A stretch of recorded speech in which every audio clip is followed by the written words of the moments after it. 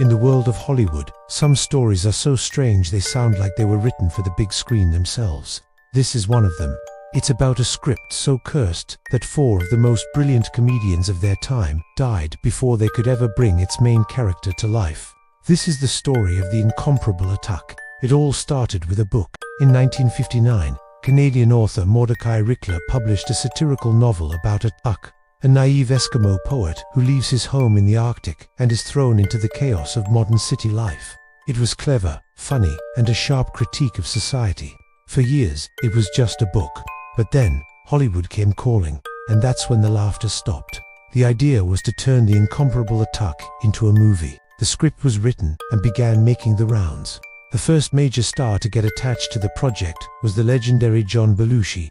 He read the script, loved the character, and was all set to play Atuk. But just a short time later, in 1982, before a single scene was shot, Belushi tragically died of an overdose.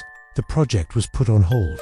A sad coincidence, or so everyone thought. A few years later, the script was revived. This time, the wild and explosive comedian Sam Kinison was tapped for the lead role.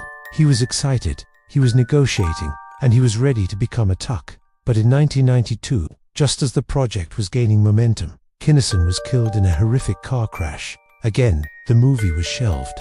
Atuk was once again without a star. The coincidence was starting to feel like a pattern.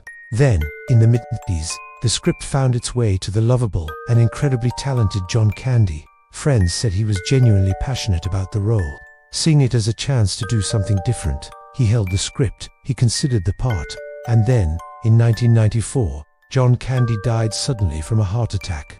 3 actors, 3 tragic deaths, and the movie still hadn't been made. But the curse wasn't finished. The 4th and final comedian linked to the role was Chris Farley. With his incredible physical comedy and larger-than-life energy, he seemed like a natural fit. Farley was offered the part, and just like Belushi before him, he expressed interest. And then, in a chilling echo of the past, Farley died of an overdose in 1997. For legendary comedians, John Belushi, Sam Kinison, John Candy, and Chris Farley, all of them were set to play Atuk. All of them died before filming could begin. By this point, Hollywood was terrified.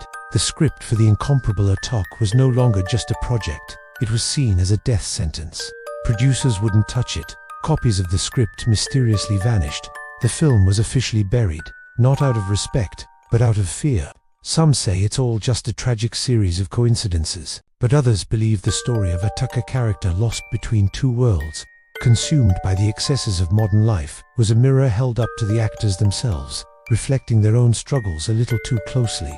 Today, the incomparable Atuk is remembered not as the comedy it was meant to be, but as the darkest screenplay in Hollywood history, a story that, perhaps, was never meant to be told. Thanks for watching.